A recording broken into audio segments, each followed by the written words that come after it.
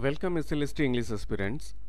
আজকে কিন্তু কোনো মক টেস্ট বা প্র্যাকটিস সেট নয়। আজকের সেশনটা কমপ্লিটলি একদম যারা নিউলি স্টার্ট করেছে এসএলএসটি প্রিপারেশন তাদের জন্য, যারা দ্য অক্স কমপ্লিটলি পড়ে ফেলেছো বা যারা অনেকগুলো মক টেস্ট দিয়ে ফেলেছো অলরেডি, তাদের জন্য এই ভিডিওটা কিন্তু খুব একটা মানে এই সেশনটা কিন্তু খুব একটা ভালো নাও লাগতে পারে, কারণ কোশ্চেন্সগুলো বেসিক টাইপের। এই কোশ্চেন্সগুলো বানানো হয়েছে একদম যারা ফ্রেশার প্রিপারেশন, যারা এসএলএসটি নোটিফিকেশন বের হওয়ার পর পড়াশোনা স্টার্ট করেছে এবং কিভাবে স্টার্ট করবে তাদেরকে একটা ভেরি ব্রিফলি ওভারভিউ দেওয়ার জন্য কিছু 21 লাইনার কোশ্চেন আনসার সেট করা হয়েছে, যেখান থেকে কোশ্চেনগুলো কিছু ইম্পর্টেন্ট ডিটেলসগুলো এখানে বর্ণনা করা হয়েছে এবং আমি ট্রাই করেছি সেগুলো কোশ্চেন আনসার সিরিজ হিসাবে দেওয়ার। এগুলো কিন্তু এমসিকিউ নয়। This can be memorize as information and facts only. And যারা নিউলি স্টার্ট করেছো তাদের জন্য আমি একটা ফ্রেশার্স ব্যাচ স্টার্ট করেছি এসএলএসটির জন্য, যেখানে লুসি পোয়েমস থেকে মক টেস্ট স্টার্ট হয়েছে এবং আজকে শিডিউল রয়েছে ode to a nightingale, sorry, ode to the autumn. এখানে আমরা কিন্তু কবিতা ধরে ধরে, পোয়েম ধরে ধরে আমরা কিন্তু এগোচ্ছি এবং এই মক টেস্টটা 21টা টপিক ওয়াইজ মক টেস্ট হওয়ার পর ফুল মক টেস্ট স্টার্ট হবে 22 নাম্বার থেকে এবং সেটা কন্টিনিউ হবে 36 নাম্বার পর্যন্ত। এবং তারপর এক্সামের যদি আরও কিছু বাকি থাকে, টাইম দেখা গেল যে আরও সময় রয়েছে আমাদের হাতে, এক্সাম এখনও হয়নি, তাহলে আরও 3-4টে মক টেস্ট অ্যাড করা যাবে, দ্যাট ডাজন্ট ম্যাটার। এবং এখানে খেয়াল রাখতে হবে তার সাথে রয়েছে গ্রামার। গ্রামার নিয়ে অনেককে আমি ভয় পেতে দেখেছি, গ্রামারের মক টেস্ট সিরিজ রেখেছি, অর্থাৎ 3 দিন তো লিটারেচারের মক টেস্ট থাকছেই, পাশাপাশি 2 দিন সপ্তাহে আরও গ্রামারের মক টেস্ট থাকছে অ্যাজ পার কারেন্ট সিলেবাস। ওই দুটো মক টেস্ট হবে কী বার, ওয়েনেসডে অ্যান্ড সানডে, এই দুটোতে হবে। এবং তার জন্য গ্রামার সেকশন এবং লিটারেচার সেকশন, পুরো সেকশনের জন্য এক্সাম পর্যন্ত আমি ফিস নিচ্ছি 399 টাকা, অর্থাৎ কোনো সেকেন্ড টাইম পেমেন্টের কোনো প্রয়োজন নেই বা তোমাদের ভাবতে হবে না অন্য কোনো পেমেন্ট নিয়ে।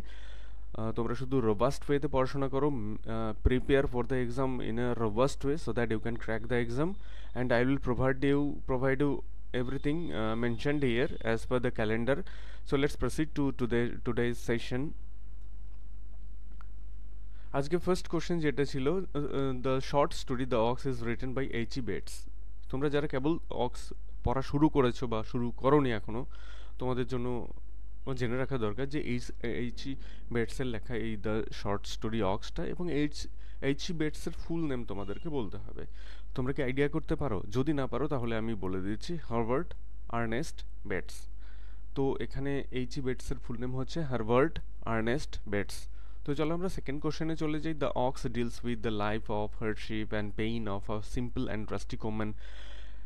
দ্য অক্স গল্পটি হার্ডশিপস, জীবনের লড়াই, কঠিন অবস্থা, পেইন, কষ্ট এবং সিম্পল, সরল এবং গ্রাম্য একজন মহিলার গ্রাম্য জীবনযাপন তুলে ধরেছে। তোমরা কি সেই মহিলার নাম বলতে পারো? যারা অক্স পড়ে ফেলেছে তারা জানো, এটাই ফার্স্ট ইনফরমেশন, বাট যারা এখনও স্টার্ট করনি তাদের জন্য বলছি, মিসেস থার্লো। ইনি হচ্ছেন সেন্ট্রাল ফিগার, দ্য অক্স এই স্টোরির সেন্ট্রাল ফিগার, এবং তাকে রাউন্ড করেই ডেভেলপমেন্ট অফ স্টোরি এবং পুরো পুরো incident of the story almost rotates around her. So তিনি হলেন এই গল্পের নায়িকা বা কেন্দ্রীয় চরিত্র মিসেস থার্লো, এবং তার জীবনেরই কষ্ট, দুঃখ, বেদনা এবং তার সহজ সরল এবং গ্রাম্য জীবনটাকেই এই গল্পে তুলে ধরা হয়েছে। নেক্সট কোশ্চেন চলো দেখি কি রয়েছে। Whose physical attributes are in the likeness of an ox. গল্পের নাম কিন্তু অক্স রয়েছে, কিন্তু তোমরা সরি, আমি কখনো ভিডিও এডিট করি না, সুতরাং একটু এগুলোকে sorry for that awkward sounds. একটা জিনিস খেয়াল রাখবে যে অক্স মানে তো সার আমরা জানি, কিন্তু গল্পে সার বলে কিছু নেই।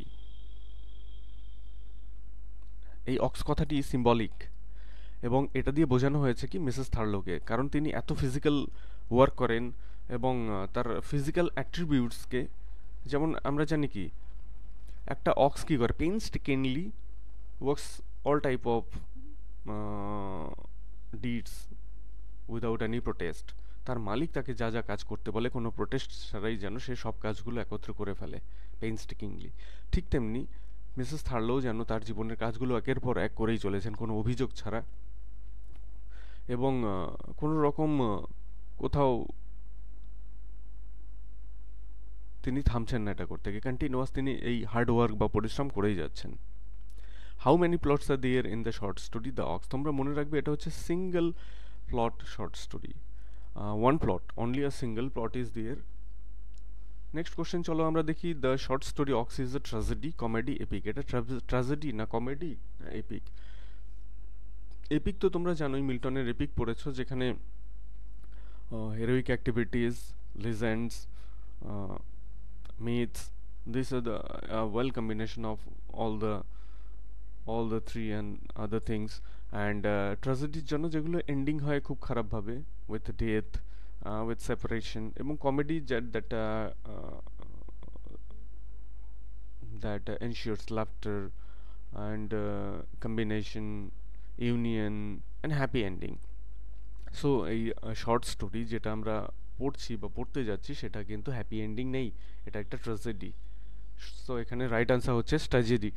চলো আমরা নেক্সট কোশ্চেন দেখি, what happen to Mrs Thurlow's husband? Mrs থার্লোর হাজব্যান্ড, তার কি হয়েছিল? Her husband was involved in a murder, he was involved in a murder and died in police custody, এবং পুলিশ কাস্টোডি বা লকআপে কিন্তু তার মৃত্যু হয়।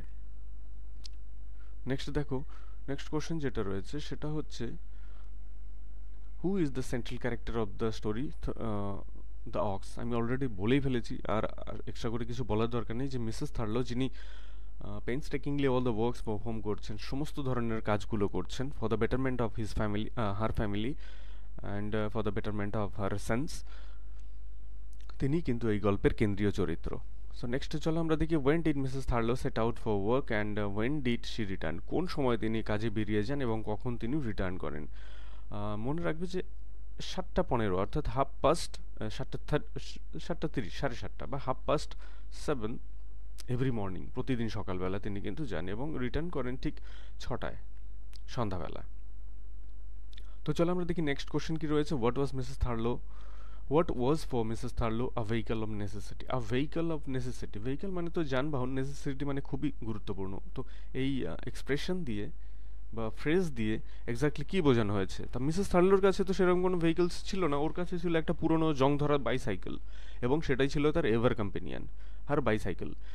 এটাকেই বোঝানো হয়েছে ভেহিকল অফ নেসেসিটি দিয়ে, এবং and the bicycle was ever companion for her.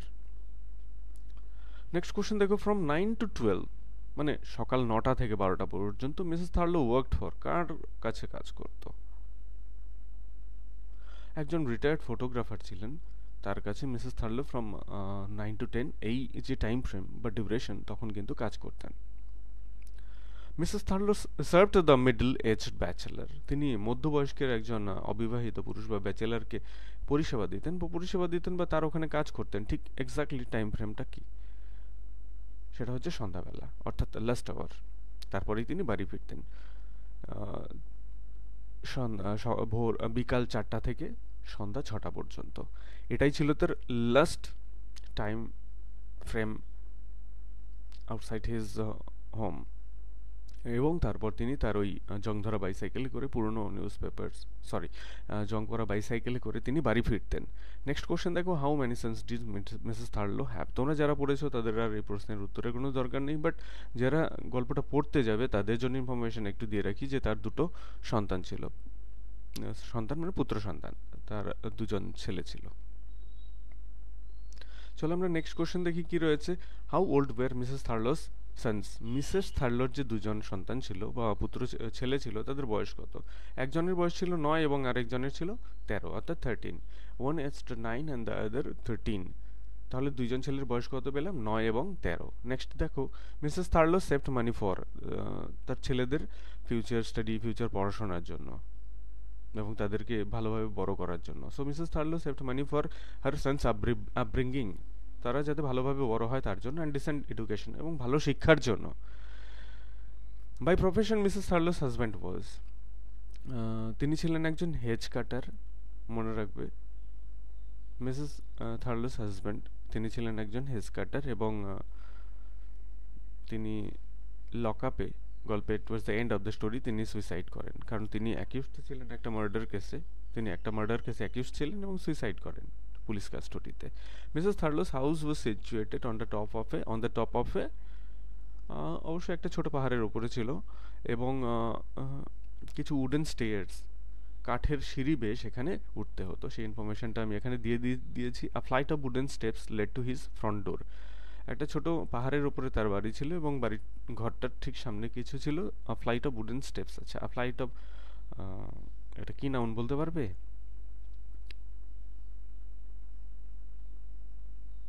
A flight of wooden steps, a swarm of bees, a flock of birds, এগুলোকে বলা হয় কালেকটিভ নাউন্স। সো স্টেপস বা সিঁড়ির ধাপগুলো ফ্রন্ট ডোর, সামনের দরজা পর্যন্ত যুক্ত ছিল। Mrs Thurlow's bicycle was always loaded with, তার বাইসাইকেলে সবসময় কি কি থাকতো? জামা কাপড় যেটা কিনা ধোয়ার জন্য, পুরনো নিউজ পেপার, মুরগির খাবারের ব্যাগ, আরও কিছু কিছু জিনিস, যেমন সেটা রান্নার কাঠ হতে পারে, ইত্যাদি ইত্যাদি। Bundles of washings, old newspapers, bags of chicken food and woods. 18 number প্রশ্ন কি কি রয়েছে? When some of Mrs Thurlow's part time employers went away she would try to compensate her loss of income by, যখন তার কিছু employer out of station হয়ে যেত তখন তার কিছু ফিনান্সিয়াল লসেস হতো, সেই লসগুলোকে তিনি কিভাবে তুলতেন? অন্য কোথাও পার্ট টাইম কাজ করে না কিভাবে? তখন তিনি অন্যের ক্ষেতে আলু তুলতেন বা আলু চাষ করতেন, অর্থাৎ কৃষিকাজের সাথে একটু নিজেকে যুক্ত করতেন, ডিগিং আউট রুটস, মটর তোলা ইত্যাদি ইত্যাদি পার্ট টাইম জবগুলো বা কাজগুলো করতেন ইন এগ্রিকালচারাল সেক্টর, এবং কিছু ওয়াশিংয়ের কাজও করতেন। Picking and planting potatoes, digging out roots, picking peas and doing more washing, আরও কিছু ওয়াশিং ধোয়াধুয়ির কাজ করে তিনি কিন্তু এটা কম্পেনসেট করতেন। মিসেস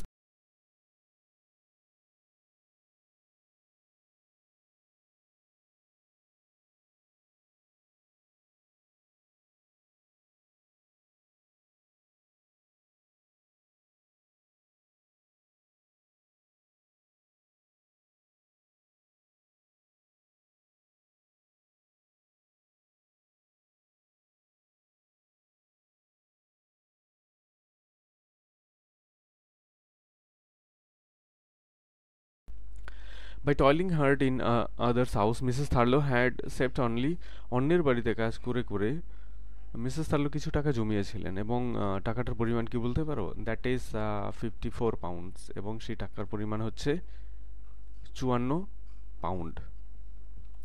তো আজকে এই ছিল টোটাল 20টা ওয়ান লাইনার স্টাডি ম্যাটেরিয়ালস, এবং আমার এসএলএসটি পোর্টাল যেটা উন্মুক্ত এবং ওপেন হয়ে গেছে, সেখানে গিয়ে তোমরা এই ধরনের স্টাডি ম্যাটেরিয়ালস পেয়ে যেতে পারো এবং অনেক এমসিকিউ প্র্যাকটিস করতে পারো। So I hope that today's session was good enough for the beginners, and if you are new to my channel, don't forget to subscribe it and give a thumb. So thank you for watching the video.